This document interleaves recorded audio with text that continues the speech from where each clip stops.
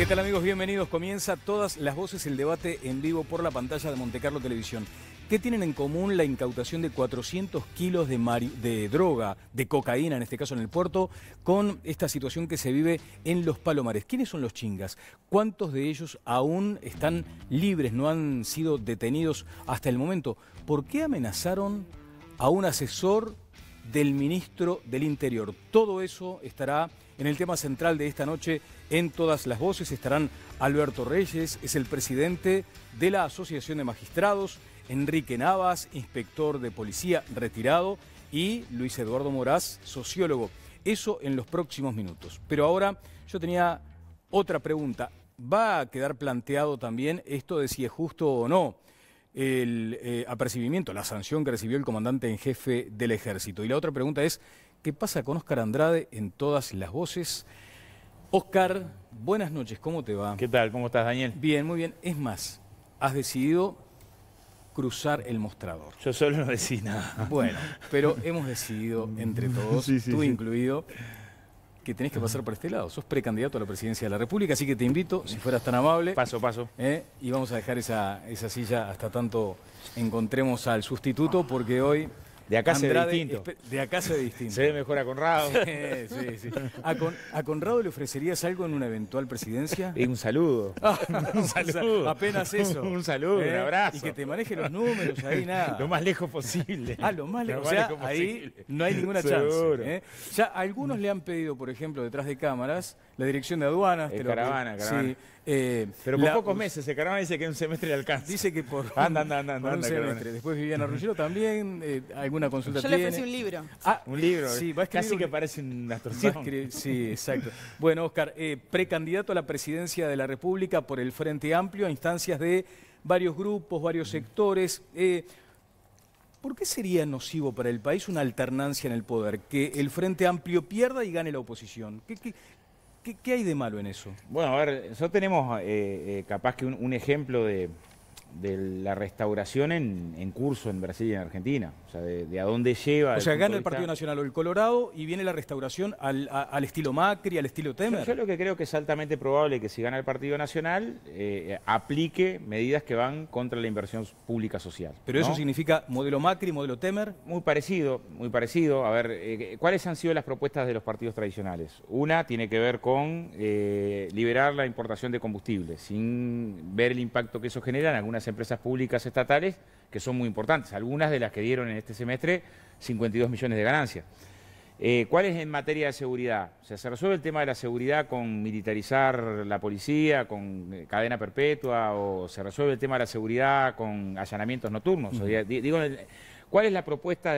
Eliminar la inclusión financiera. O sea, ¿cuáles son los pasos? La negociación colectiva por empresa y no por rama de actividad. O sea, si uno recorre las distintas iniciativas que se han colocado desde el punto de vista político... Pero ellos ya han manifestado mayor ponderación para analizar estos Sí, está bien, asuntos. pero estas cosas no se me ocurren a mí. O sea, Delgado estuvo en la central diciendo negociación colectiva por empresa.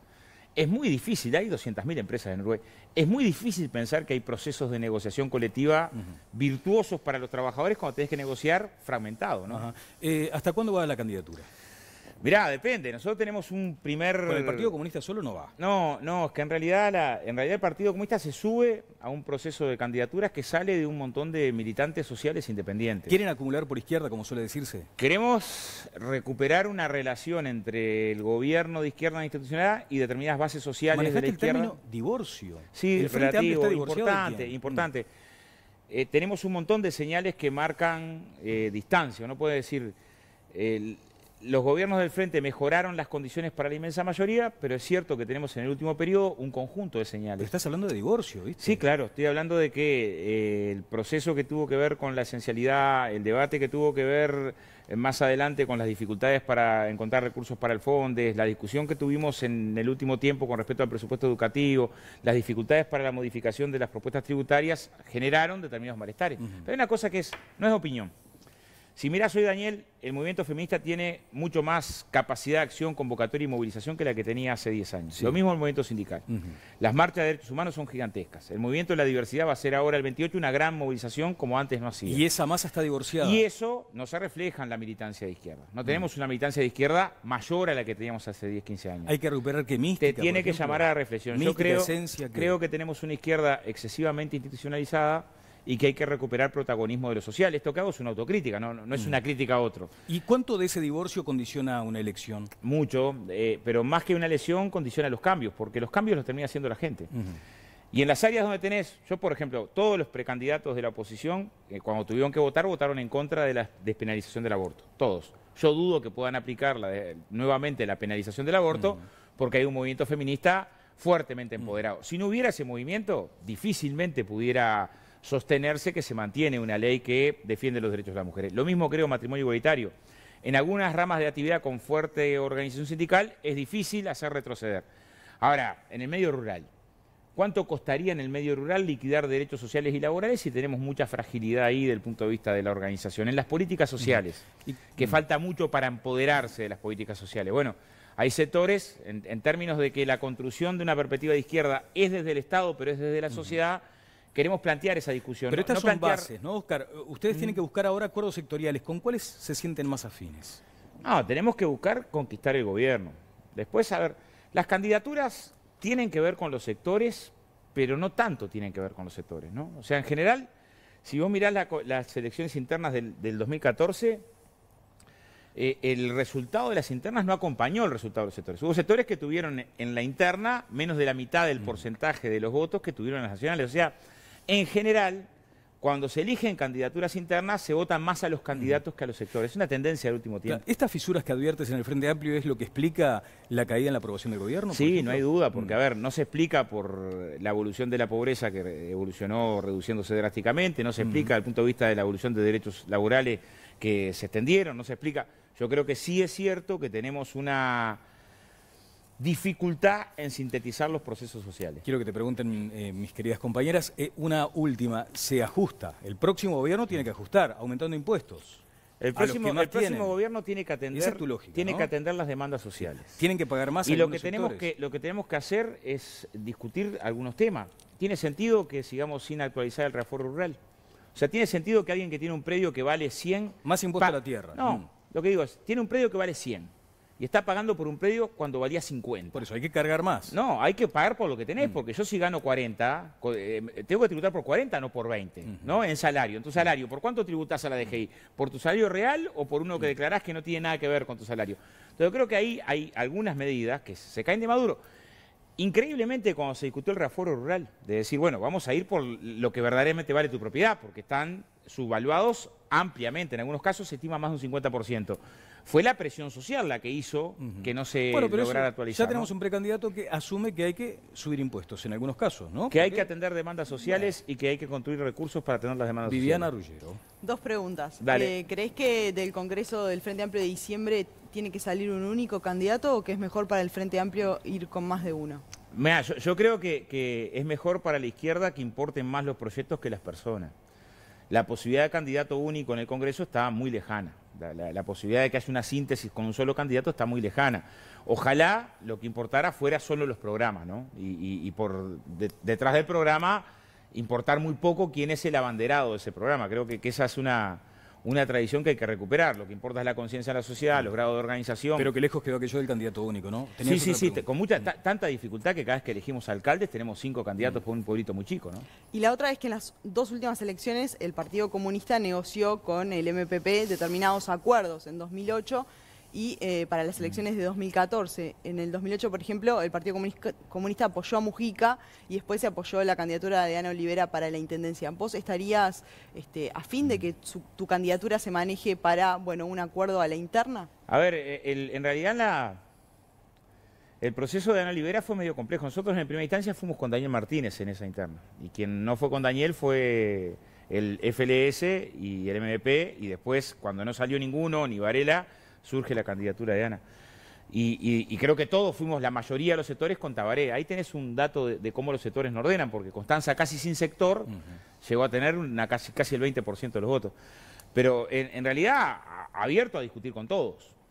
El sábado me reúno con Casa Grande, o sea, abierto a discutir con todos los sectores, también con los sectores que ya tienen otros candidatos y otros apoyos, porque algunos debates que están planteados no son tareas para resolver por una parte del frente, sino por todo el frente. Mónica.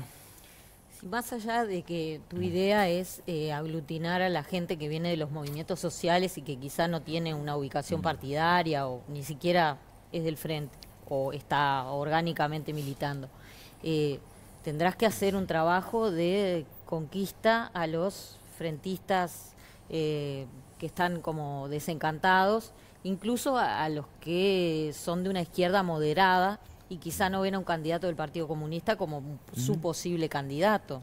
¿Tenés una estrategia respecto a eso concreta? O... Sí, ahí no es personal, Mónica. O sea, el proceso político es un cuadro y la gente que vota una fuerza política entera con todos sus matices, ¿no? Porque esa pregunta podría estar al revés en elecciones anteriores. Decir, bueno, pero los sectores más marxistas clásicos, ¿se sienten conformes cuando tienen que votar en una intendencia X a un candidato que proviene del ala socialdemócrata del partido? Bueno, en general lo que votás... tiene la tendencia a aceptar la orientación que le viene de arriba. Es votando a la izquierda en general, porque además después tenés que gobernar con toda la izquierda. O sea, independientemente de que intentes colocar acentos, después tenés que negociar con todos y gobernar con todos. Y después la síntesis de lo posible, la síntesis que acordás primero con todo el frente y después, si es posible, también lo que puedas acordar con la oposición, ¿no? Bueno, de los que estamos la broma acá... sería sobre la teoría de la heladera, pero bueno. De los que estamos acá, solo 3 estuvimos en el primer programa, ¿no? Y ahora vamos a quedar 2, Connie. Vamos a quedar 2. Te agradecemos mucho, Oscar, la actitud para la defensa, la profundización en los temas, el estudio de cada asunto, el énfasis con el que defendiste tus posiciones. Perdemos, son 2 columnas que sostuvieron este programa desde el primer momento. Oscar y Connie los conocí en la radio. Los conocí en la radio y me pareció fantástico traerlos acá. Y hoy es el último día que está esa doble punta de lanza que es extraordinaria. Pero si me permiten, yo quiero repasar, porque la producción ha preparado esto que quiero compartir con ustedes. A ver, los choques.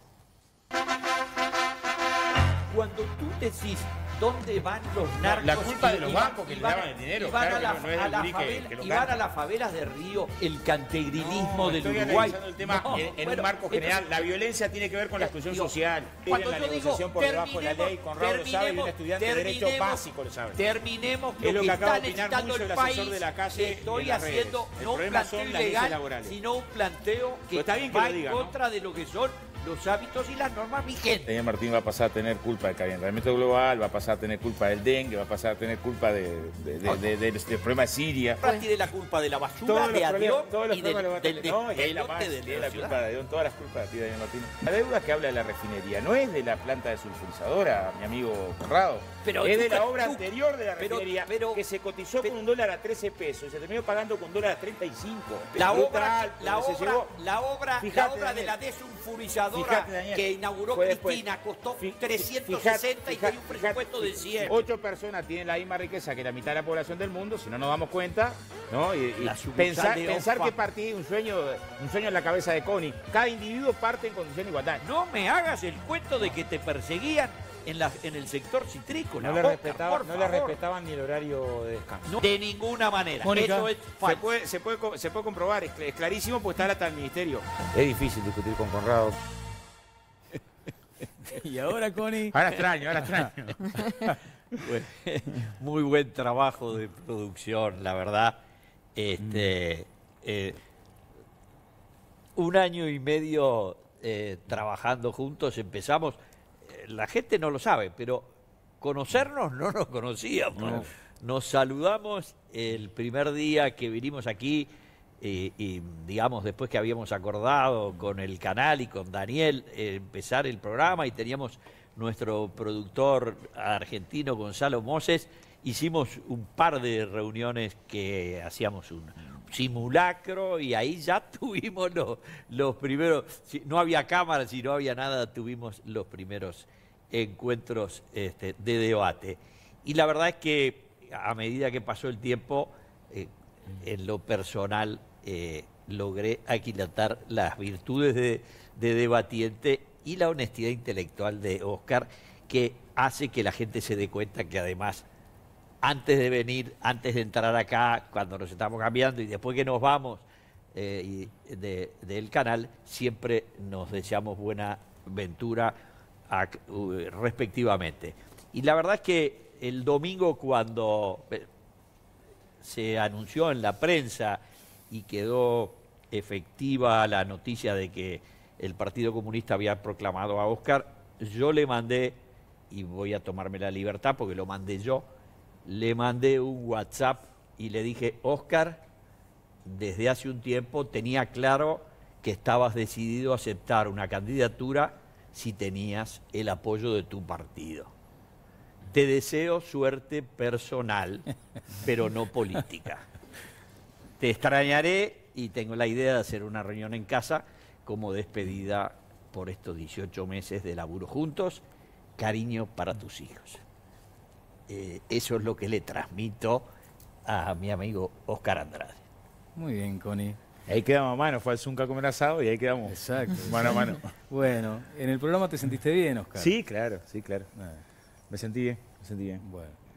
Pude expresar me calenté 400 millones de veces, pero eso es parte del temperamento de la Villa Felicidad. Pero también fue un aprendizaje, ¿no? Traté de hacer lo mejor que pude, ¿no? Y bueno, nos gana Muniris. Ganamos. No pude estar Te en vas festejo. campeón. Saca cuenta. Nos vamos campeón, nos vamos invito. Sí, tenés razón. Y además, ¿cuántas veces me pedís? Mirá vos, si estuvieras jugando Nacional hoy, Ajá, te podías seguro, ir. podía ir a ver a Bolso. Daniel, vamos arriba. Muchas gracias. Bueno, vamos a la pausa y entramos al tema de fondo. Este asunto que vincula a esta mega incautación en el puerto de Montevideo, más de 400 kilos de cocaína. ¿Y qué tiene que ver esto con el micromenudeo, con esas situaciones de las bocas de baja base o con los chingas? ¿Qué tiene que ver? Bueno, venimos luego de la pausa con este asunto.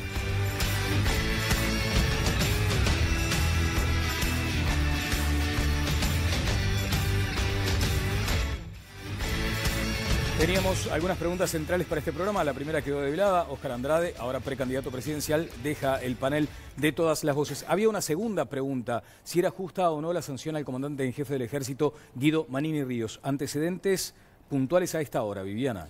Bueno, se le impuso un arresto a rigor por 30 días. En la órbita castrense esto es considerado una falta muy grave y por eso es que bueno, hay un poco de sorpresa y cierta molestia en el ámbito con esta sanción a Guido Manini Ríos. Por reiteración de faltas, según entienden, desde el Ministerio de Defensa. Exacto. En la órbita hay dos tipos de arresto, el simple y el arresto a rigor, que es lo que se le impuso. En ambos casos se pierde la libertad y se debe cumplir la sanción en una unidad militar. En el caso del arresto a rigor, lo que implica es que no puede estar libremente por esta unidad, sino que debe estar en una habitación cumpliendo con esta sanción. Y en una unidad donde no tenga subordinados, o sea, Fuerza Aérea o Naval, ¿no? Exacto. En este caso. Bien. Mónica. Sí, hay algunas preguntas para hacerse rapiditas. Tiene razón lo que dijo el comandante, que es sobre lo que opinó la oposición básicamente, no importa lo que dijo. ¿Correspondía que lo hiciera? Me parece que no. Ironizó sobre un ministro, hizo una crítica dura, no importa si uno está de acuerdo o no, me parece que no lo debe hacer. No sé si infringe el numeral 4 del artículo 77 de la Constitución, el propio ministro lo señala. Pero sí el reglamento militar, que eso también está claro. Ahora, ¿estuvo justa la sanción? Me parece que humillar a un comandante en jefe del ejército con esta sanción y no sacarlo del cargo. Desde tu punto de vista hay humillación al comandante. Claro, en jefe. Si el presidente creyó que era una falta grave, quizás lo tenía que haber destituido. ¿Por qué pone esta sanción? No se entiende muy bien, ¿no? Conrado. Sí, en el aspecto constitucional no tengo ninguna duda.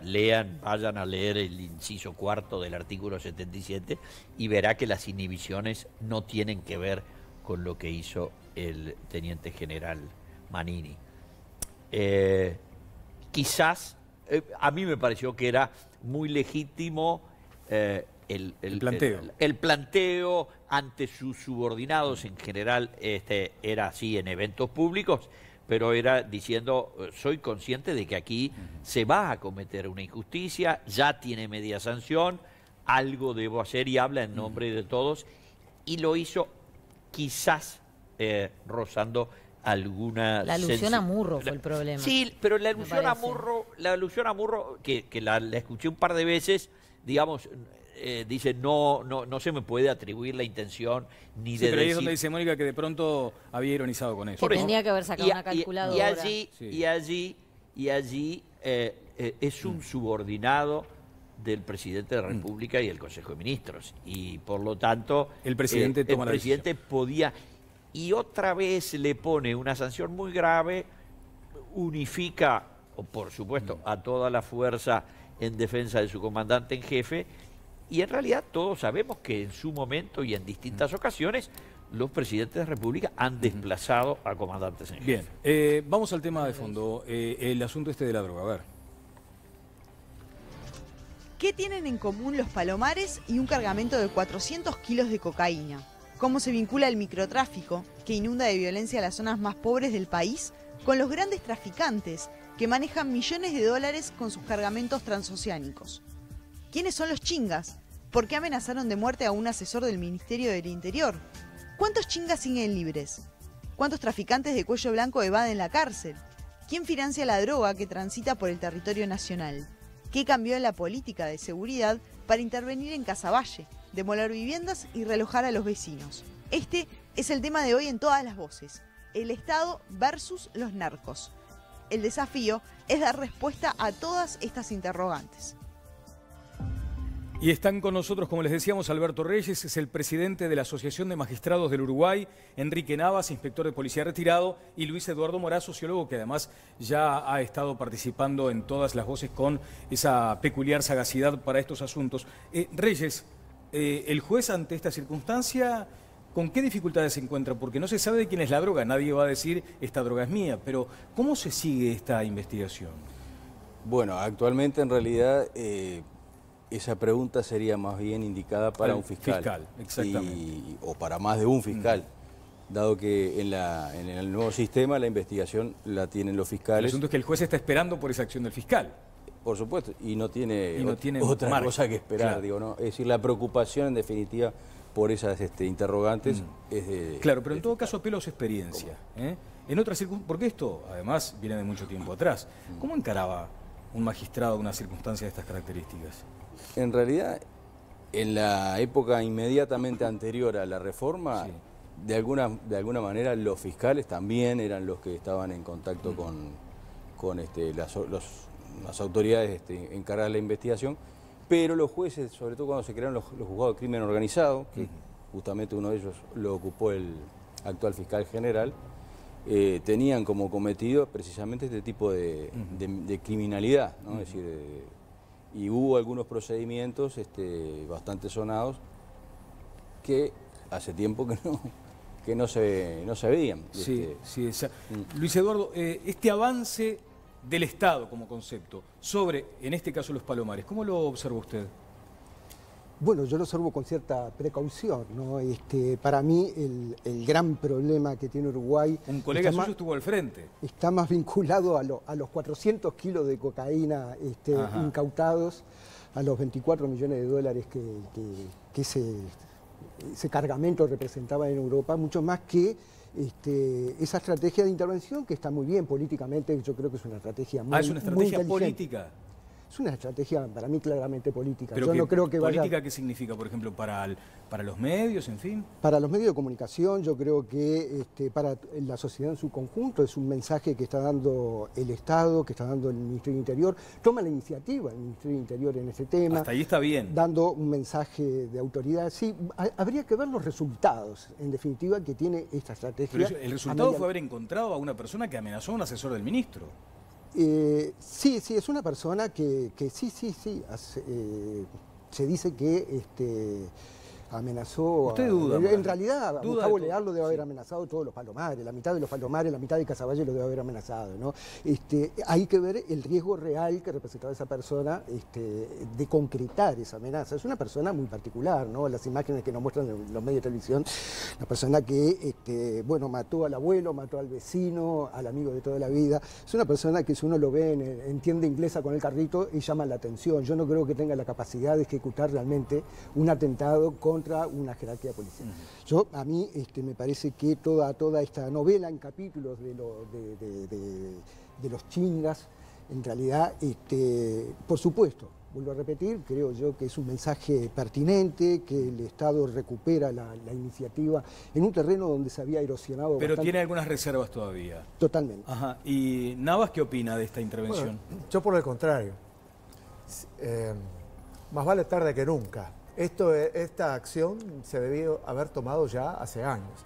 Pero sabemos que por problemas de ideología, la propia coalición de gobierno no apoyaba al Ministerio de Interior en acciones de este tipo, como tampoco, por ejemplo, cuando se desplegaban operativos, que se llamaban los macro o mega operativos, en aquellos barrios que tenían conflictividad y una alta tasa de criminalidad, aduciendo de que se estaba estigmatizando de alguna manera, discriminando a los sectores más vulnerables. Un grave error esa ideología porque está confundiendo víctima con victimario. No diferencia al delincuente de toda la gente honesta y trabajadora que vive en esos barrios y que necesita seguridad y necesita de aquellos operativos que se han dejado de hacer precisamente porque la policía no tiene respaldo. Este operativo usted lo multiplica. Este operativo hay que hacerlo en varios barrios más, no solo acá. En primer término, hay que terminarlo. Yo quiero pensar que va a continuar.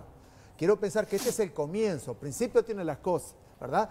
Por eso yo felicito en particular al sociólogo que se ha puesto al frente de ese operativo, aunque me llama la atención que no haya un mando policial al frente de esa operación, pero bueno, demuestra coraje y valentía el haber asumido esa gran responsabilidad, sabiendo los riesgos que corre, ahí están las amenazas que le han hecho, ¿verdad? Y cambiándole un poco la vida a un jerarca que es más bien de corte técnico que operativo. Pero en definitiva, el operativo, lo vemos muy bien, debe proseguir y debe completarse con el concurso de las demás instituciones del Estado que hasta ahora han estado omisas, como el Ministerio de Educación, totalmente, el MIDES.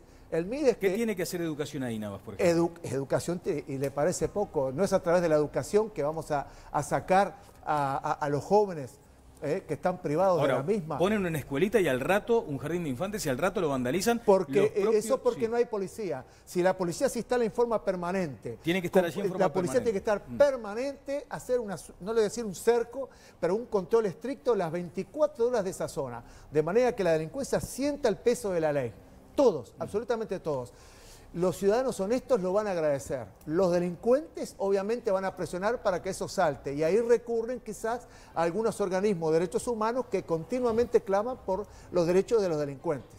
Porque nadie se acuerda de las familias desalojadas que tuvieron que ir a la justicia, plantear una denuncia penal de que estaban, más de 100 familias fueron desalojadas, Daniel. Más de 100 familias. Y la Prepo, tuvo que pasar eso para que recién el gobierno tome cartas en el asunto y decida intervenir. Ahora, para usted, ¿fue esto de los desalojos o fue, por ejemplo, las declaraciones de Mario Lallera lo que hizo ese cambio en la política? Porque usted decía, antes no teníamos la decisión política. Exacto, muy buena su pregunta y la aclaro. Sin duda que las declaraciones del inspector Lallera fueron decisivas, provocaron esta actitud de determinación del gobierno, del Poder Ejecutivo, de tomar el toro por las guampas y comenzar a actuar en forma decisiva en este barrio, comenzando por este barrio, ¿verdad? Todo lo que dijo Lallera es absolutamente cierto y comparto lo que él dijo, más allá de cómo y por qué, eso es otro tema. Pero lo que dijo fue decisivo, fue el disparador de esta luz verde, si se quiere, para que el Poder Ejecutivo pudiera tomar esta decisión porque tenía atrás la fuerza política que se lo impide.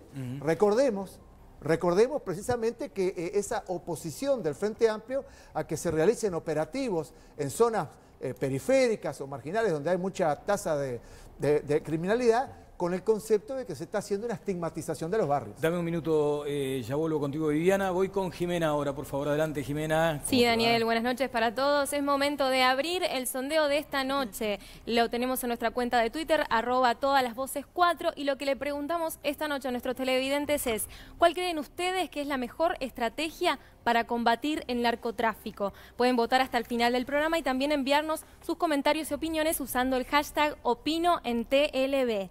Y Y ahora tengo un consejo para ustedes.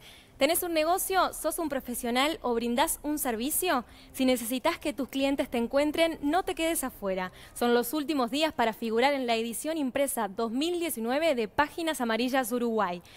Asesorate por el 2480-8181 y descubrí las diferentes soluciones para mejorar tu negocio. Páginas Amarillas Uruguay, donde todo está. Visítanos en www.paginasamarillas.com.uy.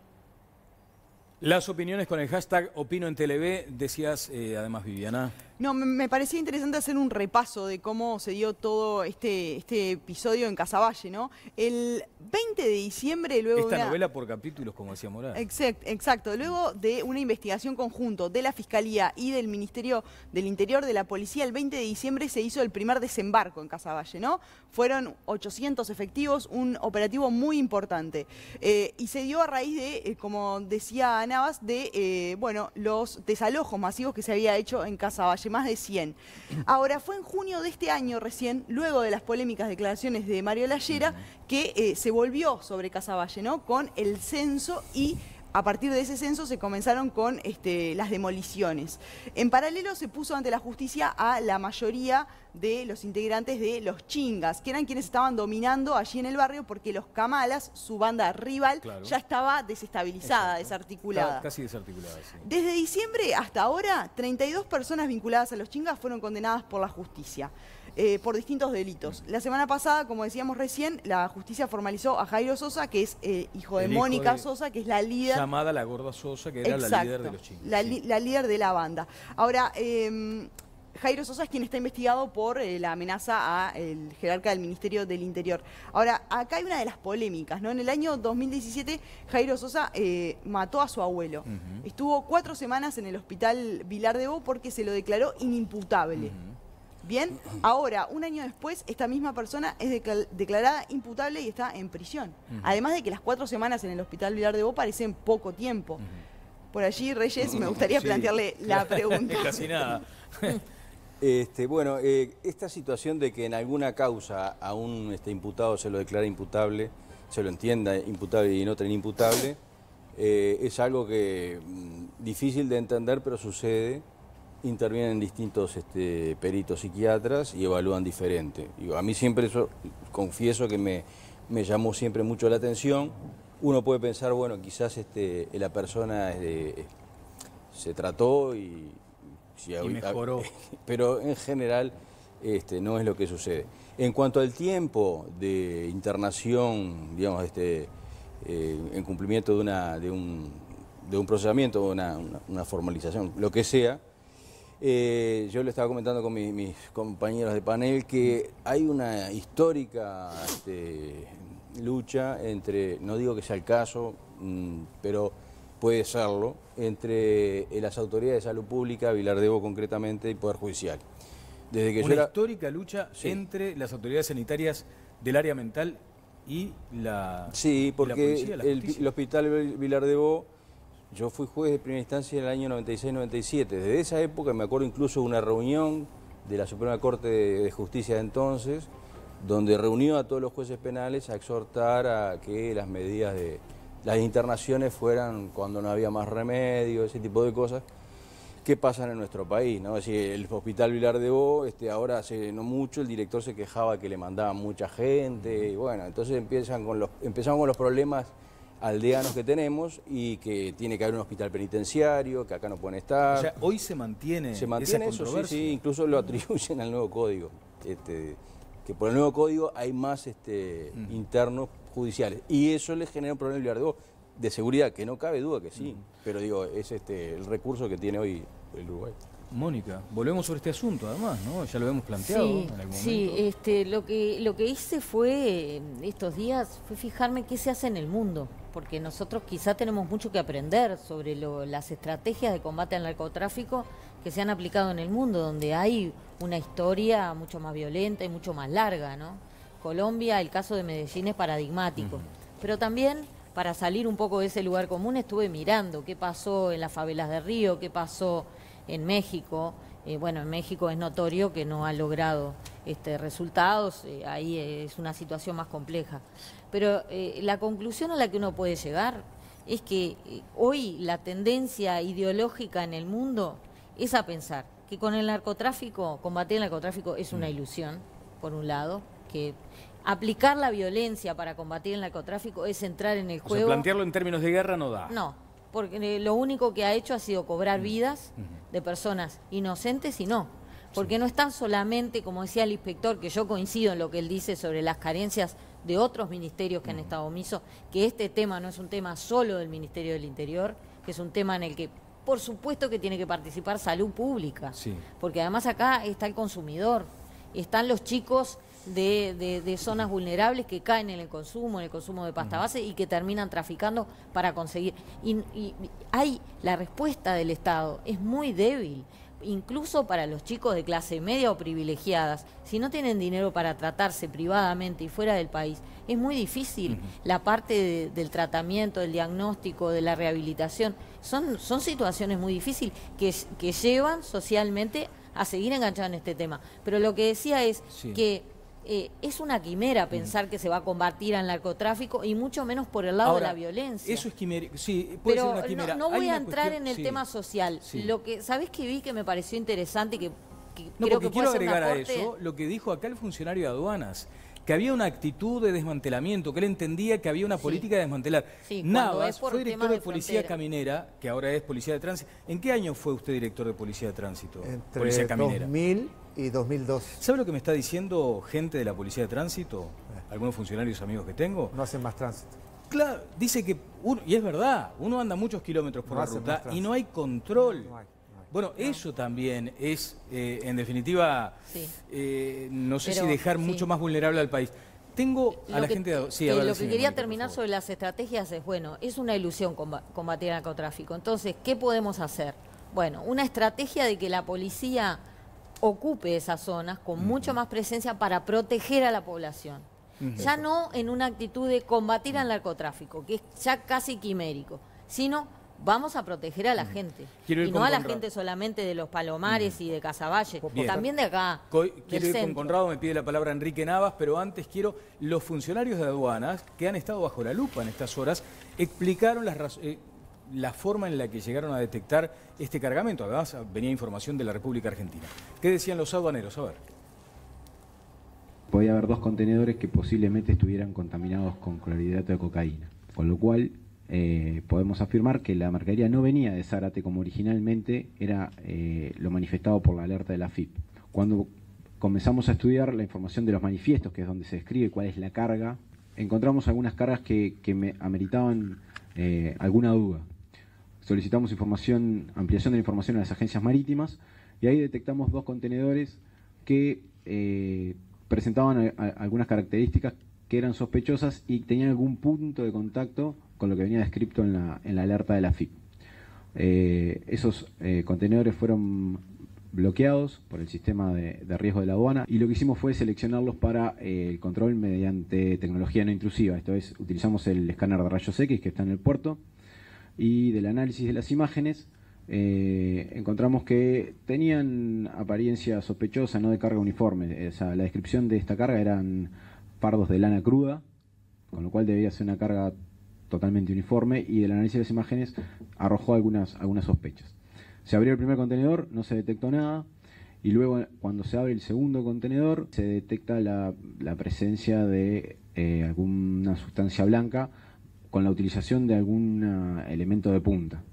Se hace el reactivo y el reactivo da afirmativo de clorhidrato de cocaína. El resultado final del operativo fueron 368 paquetes de clorhidrato de cocaína por un total de 417 kilos. Bien, después quiero hablar con Morazzi. También no hay un cambio en la matriz social de todo esto, porque estamos hablando ya de amenazas jerarcas, entre otras cuestiones, y esta cuestión de que venga alguien a punta de pistola y te arranque de tu casa, quedando, el otro día comentaba el propio Leal, los cuadernitos de la escuela de los niños que viven en esas casas quedaban ahí. Una barbaridad. Quiero ir con Moraz después. Me quería hacer una punta, Enrique. Sí, completando lo que la señora Otero estaba explicando, interpretando correctamente lo que ya había dicho, de que la policía no solo tiene que hacer un operativo, sino que tiene que quedarse, permanecer en el territorio, dar protección a los ciudadanos que están amenazados continuamente por estos delincuentes. no es un tema netamente y exclusivamente policial. Necesita la policía ir acompañada por el resto de los servicios sociales y educativos del Estado. A la policía se le ha dejado sola con este problema. Eso es inadmisible. Tuvo que ocurrir, repito, esta tragedia a más de 100 familias para que el presidente de la República se ponga firme y diera la orden a los demás ministerios que apoyaran a la policía. Y aún así no la apoyaron, porque ustedes habrán visto que cuando hubo que hacer el relevamiento, no lo hizo el Mides, lo hizo la policía. Conrado, tú que seguís con mucha atención las crónicas periodísticas, el propio Jorge Vázquez en un momento señala que la policía no cuenta con el respaldo del conjunto del gobierno, eso fue algo reciente, y me parece que tiene que ver un poco con lo que decía Navas hace un minuto. A ver, si ustedes revisan la pregunta que se formula el programa hoy, verán que se pregunta qué 4 cosas habría que hacer para terminar y combatir al narcotráfico. Y la verdad es que yo, que hice mi voto por la que considero la más importante, creo que las 4 tienen que ver. Es necesario pensar en términos de la legalización de las drogas. De todas. De todas, de todas. Pertenece a la antropología del Homo sapiens la utilización de sustancias que alteran las condiciones de... Por eso la gente se embriaga, se fuma, y todas las demás cosas que hay con sustancias, algunas de ellas. ¿Y si te plantean normales? Lo del interés superior de la salud, Conrado, por ejemplo? El interés superior de la salud nunca de la salud puede colectiva, estar... ¿no? Sí, pero es lo que tenemos. Tenemos una ley que reguló el uso del tabaco para saber que el tabaco es dañino para la salud. Yo no fumo, dejé cuando cumplí 40 años, pero tengo derecho, es en la esencia de la persona humana, el decidir qué es lo que voy a meter entre pecho y espalda. Pero no hay una mirada economicista también que plantea, miren que esto también significa gastos para el Estado, para todos. No, pero a ver, digamos, yo hace 25 años que la prédica de algunos pensadores, algunos liberales muy destacados, como el caso de Milton Friedman, que en un libro del año 1981, que se llama La tiranía del status quo, leí por primera vez los argumentos a favor de la eliminación de las persecuciones, de la legalización y en pos de la legalización de la droga. Segunda cosa, la educación. Si no hay educación, si no hay conocer, instruir, hacer saber los componentes, entonces inevitablemente se va a probar, se va a fantasear, y además, como además está prohibido, van a intervenir en ese comercio que es natural a los hombres, van a intervenir los peores con los peores productos. Nadie, el presidente de la República es muy preocupado con el tabaco, pero el tabaco que está regulado en todo el mundo está producido, no hay tabaco trucho, hay tabaco cultivado legalmente. La tercera cosa es la represión, porque aquí se ha mezclado el orden y la propiedad privada y el uso de los bienes del Estado al servicio de los ciudadanos. Acá muchos de los palomares los mandaron presos por una cosa que hacen 80.000 uruguayos, que es colgarse. Es un delito, y es un delito que no se persigue. Ahora usaron esto y esto ha permitido, digamos, llevarse puestos a una cantidad de gente de paso cañazo, pero es, digamos, es un subproducto. Y la cuarta cosa es tener políticas sociales. Entonces, digamos, por supuesto los digo en ese orden porque entiendo que ese orden es el orden de prioridad. Moraz, lo del cambio en la matriz cultural, social... Bueno, básicamente estoy de acuerdo, las estrategias tienen que ser integrales. Lamentablemente... ¿Está de acuerdo con Conrado? Estoy de acuerdo con Conrado, estoy de acuerdo con el diagnóstico que hacías también en cuanto a que simplemente responder a la violencia del narcotráfico con la violencia de parte del Estado, por supuesto, en determinadas circunstancias hay que hacerlo. Claramente hay que imponer la autoridad cuando se ocupan viviendas que no son, que fueron violentamente sacadas a otras personas. Sin duda que ahí el Estado, la policía, la justicia tiene que intervenir. Pero lo que es cierto es que ningún país ha resuelto los problemas de la droga, los problemas del narcotráfico a través de la violencia del Estado. Yo lo que veo es la presencia de una topadora rompiendo lo que aparente ser el lujo de los chingas, ¿no? Baldosas mecenicena, pisos flotantes, etcétera. Cuando uno mira el narcotráfico y las riquezas de Pablo Escobar o el Chapo Guzmán en México, uno dice, bueno, yo creo que estamos enfocando el problema en el narcomenudeo. ¿Sí? Son los que están poniendo los muertos, son los muchachos, esos pibes. No en esto que pasó en el puerto, por ejemplo. A mí lo que me preocupa es lo que pasó en el puerto. ¿Y por qué le preocupa? Sí. ¿Sabe por qué? Porque ahí está la ganancia. Ahí está la ganancia. Ahí está la ganancia, está la gruesa. Ese cargamento en Uruguay debe valer 8 o 10 millones de dólares, en Europa vale 24 millones de dólares, en el puerto de origen vale 2 millones de dólares. Ahí es donde está la ganancia grande, ahí es donde está el gran poder corruptor del Estado. Y Uruguay, en el año 2017, alcanzó el mínimo de procesamientos por lavado de activos, solo un caso. Hasta julio del año 2018, 0 casos. No hubo un solo procesamiento, una sola formalización con el nuevo CPP de nadie por lavado de activos. Y ahí es donde está lo grande. Nos quedamos con el narcomenudeo, nos quedamos con los chingas, y está bien, hay que enfrentar eso, pero no estamos resolviendo el problema de fondo. Pero allí que falta acción, hay omisión, hay voluntad de no indagar, de no profundizar. Realmente es cierto, investigar ese tipo de delitos económicos complejos es mucho más. Pero los chingas no tienen la capacidad de ir a Colombia a traer la droga. No. ¿Entendamos? ¿Quién le provee de droga a los chingas? Pero ¿cómo entró la droga el otro día? No lo sabemos. O sea, ahí es donde hay que atacar. Si no queremos que se reproduzca el fenómeno, tenemos que ver eso. Quiere hablar Reyes, por favor. Si no, a mí lo que yo veo siempre en este tipo de debates es: no hay que hacer esto, hay que hacer lo otro. Para mí son complementarias. Es decir,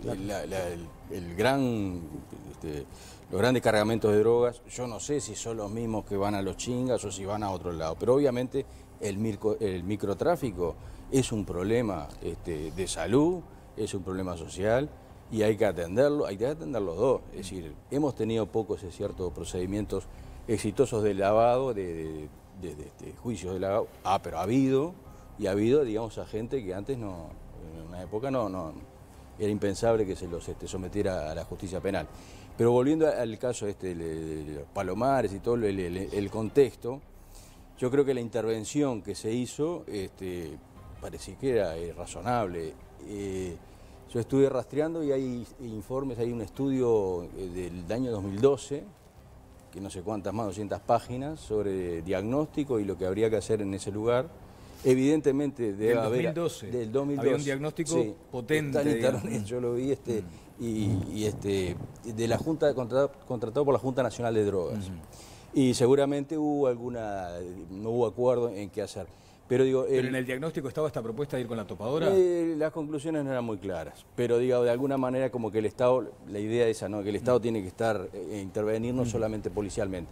Pero hay una cuestión que cuando hay microtráfico, hay consumo, y el consumo del microtráfico es la gente pobre, y los jóvenes sobre todo, y que a pesar de que siempre se cuestiona la vinculación que hay entre eso y el delito y la seguridad y nosotros desde la experiencia judicial lo vemos, es decir, no precisamos estadísticas, y digamos en ese sentido no tenemos, volviendo a las estrategias, no tenemos una cobertura de salud, una cobertura de proceso penal adecuado a ese delincuente que debuta con un tema de tráfico vinculado con sobre todo la pasta base, que si hacemos, liberamos el consumo, pero parece que hay drogas que revientan la cabeza. Y en ese sentido, se puede hacer cosas, se pueden hacer propuestas, hay que coordinar, el Estado tiene servicios. Falta coordinación. Falta coordinación en el Estado. Voy con Jimena Savaris, vamos a nuestro sondeo, también a algunos tweets que están llegando en estos momentos. Jimena, adelante. Sí, Daniel, nuestro público también está participando de este debate y lo hacen vía Twitter usando el hashtag Opino en TLB. Vamos a compartir algunos de los mensajes que nos están llegando. Por aquí nos escribe Matías, que opina: en un país en el que nos conocemos todos, como dice el dicho, no se termina con la joda porque los que tienen que terminarla por H o por B no quieren. Otro mensaje es de Javier, que expresa: Ese cargamento de droga que se detuvo, ¿fue uno de cuántos? En este país ya no hay autoridad, por ende no hay libertad para los decentes. Y por aquí también nos escribe Carlos, que dice: tardaron mucho en intervenir en los Palomares, tanto que llevará años la erradicación total de estas bandas. Como en todo, el Frente Amplio llega tarde, muy tarde. Pueden seguirnos enviando sus mensajes vía Twitter con el hashtag OpinoEnTLV y también participando del sondeo de esta noche. La pregunta que les hacemos es: ¿cuál es para ustedes la mejor estrategia para combatir el narcotráfico? Pueden votar hasta el final del programa y ahora es momento de darles otro consejo. Quiero recomendarte Acompaña. Para cuidar a tu familia, confía únicamente en profesionales. No hay otra empresa en la que todos sus acompañantes son enfermeros. Padres e hijos sin límite de integrantes pagan una sola cuota por todos. Mira. Cuando alguien muy querido cae enfermo, se lastima, tu único objetivo es darle apoyo, darle estima. Como Acompaña no hay, es el único sistema que entiende tu dilema. Créeme, no es igual. Padres e hijos sin límite de integrantes todo el año, una sola cuota por todos. Como Acompaña no hay, enfermeros que te cuidan, te lo digo, es otra cosa. Tengo un sociólogo y a un policía. Lo de la topadora es un símbolo potente. ¿No lo es acaso el hecho de que un sociólogo esté al frente de esto? Porque debería estar un policía, por ejemplo. Se me planteó la duda. ¿Quién debe estar al frente de una intervención así? En ese tipo de intervención debe haber un mando policial acá. Un mando policial. ¿Y usted entiende lo mismo, Morazo? ¿O considera sí, creo que sí. El mando tiene que ser policial? Sin duda. Creo que sí. O sea que Leal allí no tenía nada que hacer. Es el director de convivencia. Es el director de convivencia, por eso le digo la paradoja que el director de convivencia esté parado arriba de una topadora. Desde el punto de vista sociológico, la grande corriente sociológica plantean la complejidad del tema, plantean la necesidad de entender el conjunto de problemáticas que están detrás de ese problema y no se puede ocultar que detrás de los Palomares hay una historia, una larga historia de marginalidad.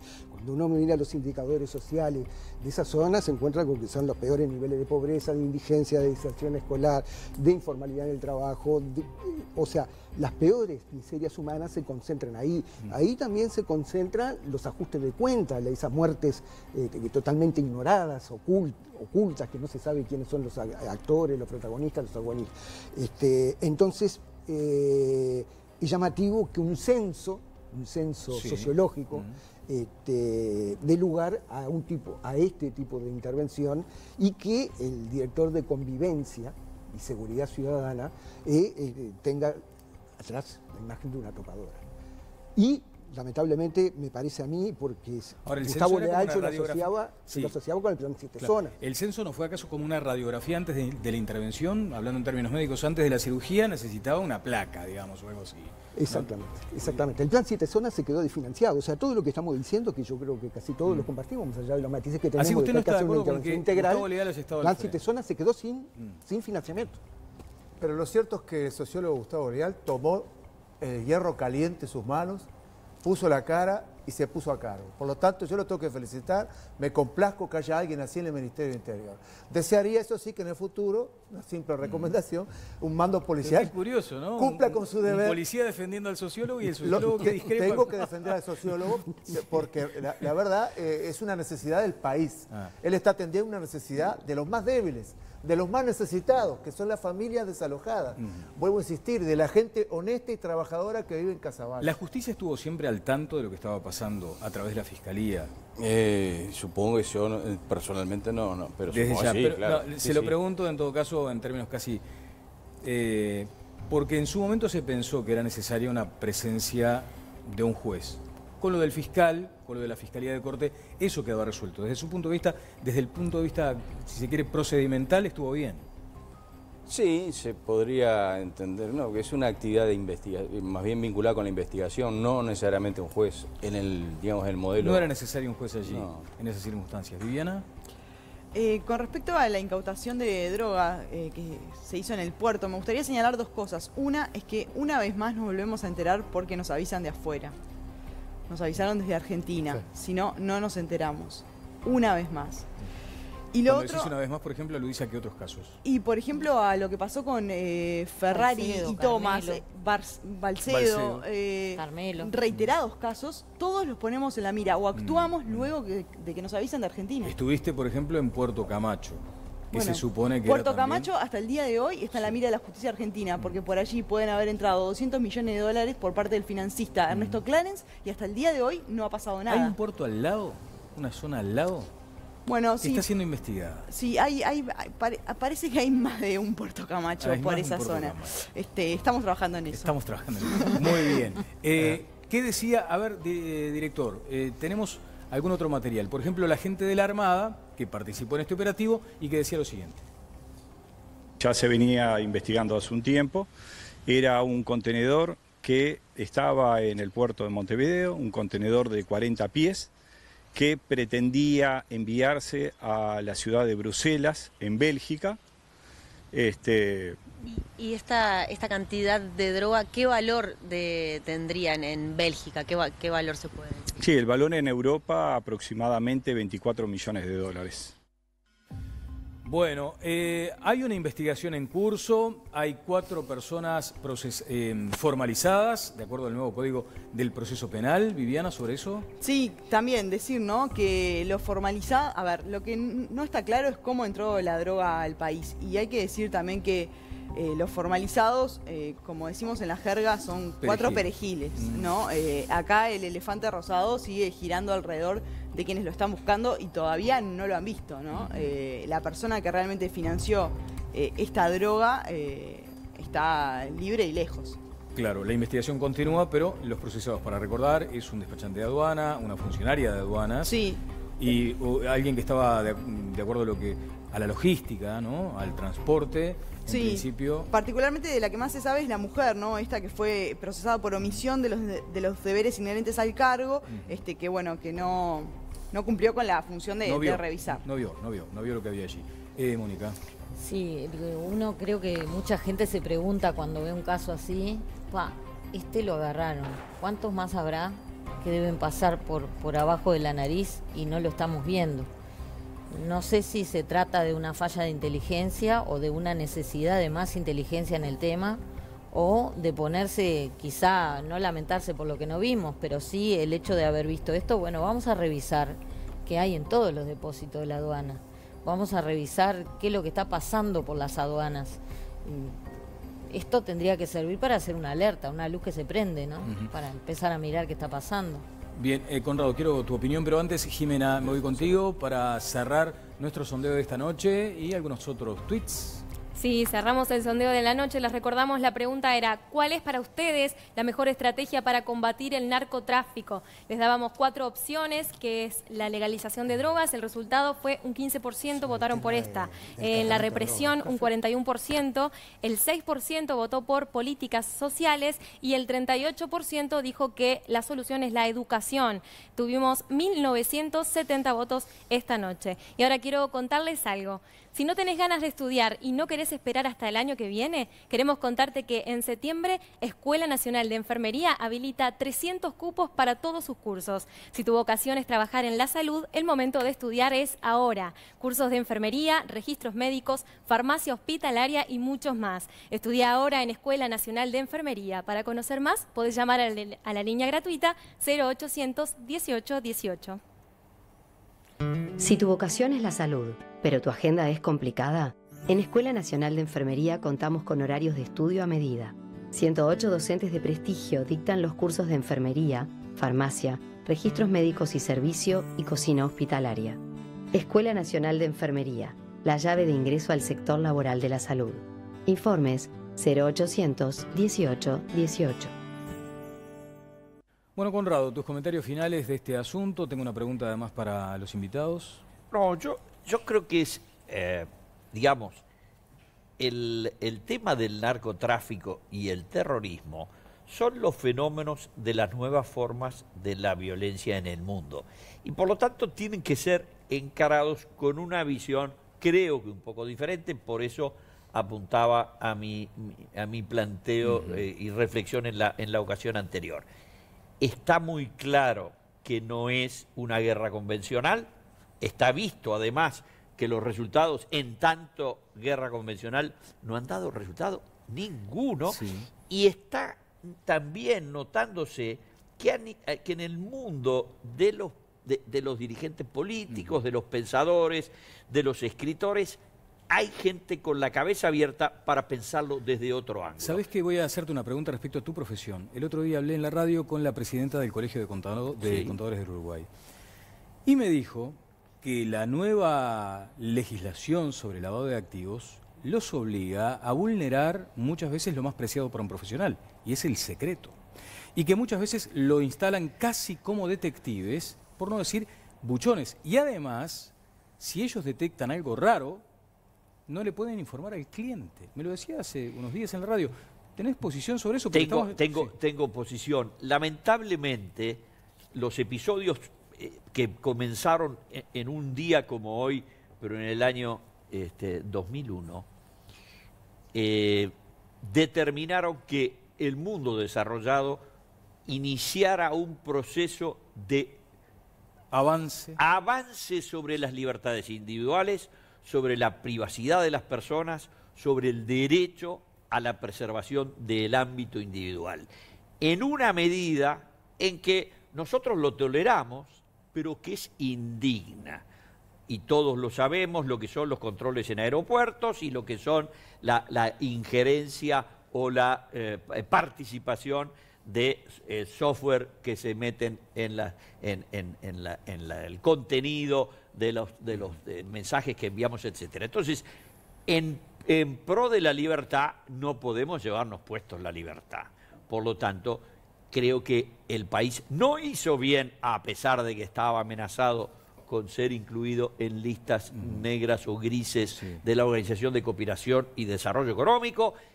Y no hicimos bien en acompañar ese proceso. Yo nunca me manifesté a favor de eso. Y además creo que esos son las impositivas y yo soy partidario de los impuestos mínimos. Nava, sobre la incautación quería hacer un apunte, ya estamos cerrando casi. Me llama poderosamente la atención el tratamiento, para mí, negligente, displicente de la Dirección Nacional de Aduanas, en este caso, ante tan importante y voluminoso cargamento de droga. La aduana fue alertada por las autoridades argentinas, una cosa que también habría que ver por qué. Es raro que los argentinos no lo hayan hecho, lo dejaron para que se hiciera en Uruguay. Muy bien. Fue alertada y pese a la importancia de lo que significaba un eventual operativo de esa naturaleza, el jefe responsable del área operativa no actúa, lo delega en un subordinado, pero tampoco controla al subordinado. ¿Cómo es eso? A ver, claro, el gerente de riesgos y operaciones, Wins, que concentra la potestad de ver, de actuar, no actúa. Simplemente le baja la orden a una funcionaria, una verificadora de aduana, que es la que debe concurrir al lugar y practicar la inspección en el pie del depósito, la cual tampoco actúa, no fue, porque no tiene, evidentemente no tiene fiscalización. Eso demuestra una displicencia en un asunto tan delicado que la verdad una cosa es ser displicente, otra cómplice. Usted advierte displicencia. No como mínimo, puedo decir complicidad si tuviera pruebas, pero como no conozco el expediente no puedo acusar de nada. Es demasiado grave. En otras épocas la aduana, con la Prefectura Nacional Naval, que tenía excelentes investigadores en la prefectura, aclararon, investigaron, hicieron muy buenos operativos. Pero la aduana tenía un equipo de investigación, que al parecer ese equipo está disuelto y hoy por hoy más bien son puestos tecnocráticos, pero no gente operativa, de línea, me refiero. O sea, cuidado con eso, porque las fronteras están debilitadas. Y cuando la frontera está tan permeable, puede pasar cualquier cosa. Y esos operativos que en un momento eran bastante habituales, hoy en día ya no se hacen más. Se dan. Desapareció. O sea, los servicios de inteligencia parece que estuvieran ausentes en este momento. Estamos cerrando, sí, porque no detectan las amenazas. Perdón, es decir, también, porque sin perjuicio de ser muy rápido, con el diario del lunes también es fácil, ¿no? Porque capaz que digamos, la importancia del hecho se pudo haber visto después con el hallazgo. Y no es la primera vez que se ha detectado un gran cargamento porque avisaron de otro país. Digo, esto a veces funciona así. Yo me quería hacer el énfasis porque con lo de las estrategias y que en la medida que la sociedad uruguaya no visualice que este tema es un tema de todos, que no es un tema de los narcos y el tema del tráfico, de la droga, es un tema que debería involucrarnos a todos y que tiene connotaciones en la seguridad, en la salud, en la economía, y que por lo tanto hay que dejar, digamos, hay que buscar entre todos unas soluciones que no son, digamos, tan sofisticadas como puede ser, por ejemplo, una justicia especializada en materia de drogas, como hay en otros países, Estados Unidos, Chile. Bueno, si empezamos a especializar, ahí va a faltar después pero que tiene que ver con excluir del sistema penal a los adictos, claro, que cometen su primera... Bueno, muchas gracias, por favor. Alberto Reyes estuvo con nosotros, presidente de la Asociación de Magistrados. Enrique Navas, muchas gracias. Luis Eduardo Moras, cerramos con usted también, muy amable, pero quería hacer algunos comentarios finales, me imagino. No, simplemente decir, en primer lugar, la droga siempre existió. Si hoy tenemos más consumo problemático de droga que ha degenerado en una serie de episodios de violencia, lo que tenemos que hacer como sociedad es tratar de visualizar dónde se ubican los problemas. En lo personal y como sociólogo, un profesional de la sociología, yo creo que hay un problema en la juventud uruguaya que no encuentra un futuro. Yo creo que si queremos sacarle el arma a los jóvenes, tenemos que darle un futuro. Muchas gracias, Moras, como siempre, muy amable. Viviana, Connie, Mónica. La silla, a ver esta silla. ¿Quién va? Como la de Herrera en el director. ¡Feliz cumpleaños! Muchas gracias. ¡Feliz cumpleaños, Daniel! Armemos una batucada acá. Claro. Muchas gracias y aprovecho para saludar y agradecer a los mensajes por distintas vías. Fue maravilloso realmente ese abrazo entre todos. ¿Podés decir cuántos años? Sí, 5-3. ¿Quién estará en esa silla el jueves? ¿Quién estará? No sabemos. Bueno, no sabemos. Si no lo sabes vos, ¿quién lo va a saber? Bueno. ¿Quién lo sabe? Alguna pista tengo. Señores, el reencuentro será el próximo jueves, minutos después de las 10 de la noche. Que pasen bien.